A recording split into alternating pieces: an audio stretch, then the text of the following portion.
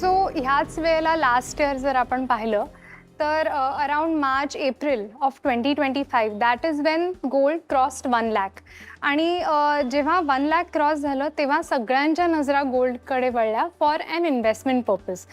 ह्याच्या आधीसुद्धा मी असं म्हणू शकते की महिला ह्या गोल्डमध्ये इन्व्हेस्ट करतच होत्या, पण 2025 नंतर ॲक्च्युली सगळेच म्हणजे अगदी यंगस्टर्ससुद्धा गोल्डकडे वळले फॉर इन्व्हेस्टमेंट पर्पजेस. पण ह्यापूर्वीसुद्धा आपण आपल्या कल्चरमध्ये बघू शकतो की gold has always been advised. आपल्याला नेहमी आपल्या पूर्वजांनी सांगितलं की invest in gold, buy gold, always have gold as security. And that is because mainly gold is a safest form of investment. Gold कधीही आपल्याला एकदम ड्रॉप झालेलं बघितलं नाही आहे आपण.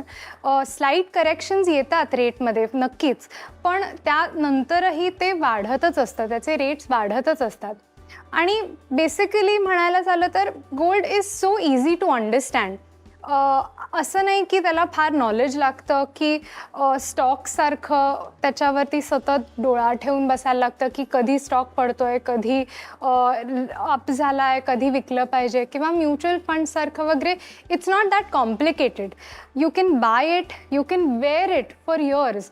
आणि एवढे वर्ष वापरल्यानंतरसुद्धा, वेअर अँड टेअर नंतरसुद्धा you will only get appreciated value. So that is something that has always worked for us and it will always work for us.